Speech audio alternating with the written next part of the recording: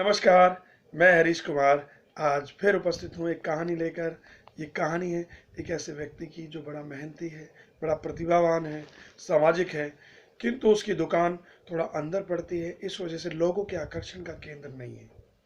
और ये दुख ये उसके मित्रों को भी सता रहा है और मित्र उसे बार बार सलाह देते हैं कि वो अपनी दुकान को आगे करे, थोड़ा अड्डे पर अपनी दुकान ले, महंगी दुकान ले और अपने काम को आगे बढ़ाए और लोगों के आकर्षण का केंद्र बने। किंतु वो डर के मारे इस डर के मारे कि कहीं उसे नुकसान ना हो जाए, कहीं वह उपहास का पात्र ना बने, वो संतोषजनक स्थिति में अपना काम कर रहा है। वो छोटी सी दुकान में ही जैसे तैसे करके अपनी आजीविका कमा रहा है। एक दिन उसके मित्र ने कहा कि आज मैं एक कहानी सुनाता हूँ, उस कहानी को ध्यानपूर्वक सुनना। तो कहता है कि कहानी है एक गुरु और शिष्य की, जो किसी गांव से गुजर रहे थे। रात्रि होने के बाद वो वहीं रुकने का फैसला करते हुए किसी घर में गए। एक घर बड़ा छोटा सा गरीब व्यक्ति का घर था, वहाँ रुके। उस व्यक्ति ने उनका बड़ा सम्मान किया, बड़े आदर से उन्हें भोजन कराया। जब गुरु ने उनसे पूछा कि आप क्या करते हैं, तो उन्होंने बताया कि हमारे पास ज़मीन तो है, लेकिन वो बंजर है, वो उपजाऊ नहीं है। तो इस वजह से हमारे पास एक भैंस है जिससे हम अपने घर का गुजारा जैसे तैसे कर लेते हैं और हम संतुष्ट हैं। तो गुरु ने रात्रि को अपने शिष्य को उठाया और कहा, चलो इनकी भैंस को ले चलते हैं। शिष्य ने अनमने मन से गुरु की बात मानी और वो ऐसा करके भैंस को ले गए। और कुछ समय बाद जब गुरु नहीं रहे, उनका देहांत हो गया, तो शिष्य उनकी पदवी पर जा चुके थे। तो शिष्य के मन में ख्याल आया, क्यों ना उस व्यक्ति के घर जाया जाए और उनकी स्थिति को देखा जाए कि वो अब कैसी स्थिति में है।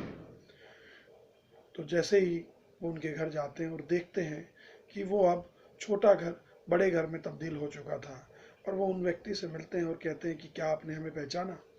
तो उस व्यक्ति ने उनको चरण स्पर्श करते हुए कहा कि हाँ, मैंने आपको पहचाना, आप अपने गुरु के साथ आए थे।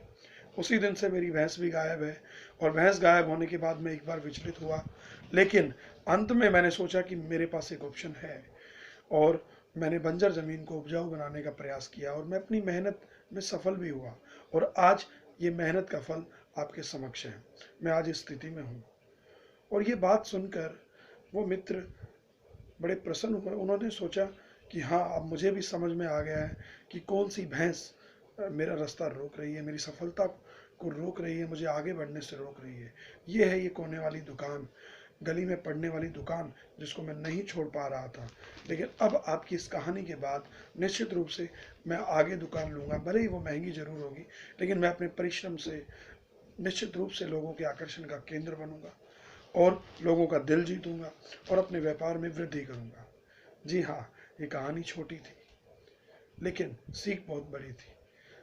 सबके जीवन में कोई ना कोई आरामदायक स्थिति, कोई ना कोई अवरोधक एक भैंस के रूप में व्यक्ति की सफलता को रोक रहा होता है। बस हमें समझना होता है, हमें आगे बढ़ना होता है, उन चीज़ों से अपने आप को आगे बढ़ाना होता है। जी हाँ, केवल अपनी आरामदायक स्थितियों को अपने से दूर करते हुए, अपने संकोच, अपनी कमजोरियों को अपने से दूर करते हुए जीवन में आगे बढ़ना है, और निश्चित रूप से आपकी सफलता आपके कदम चूमेगी।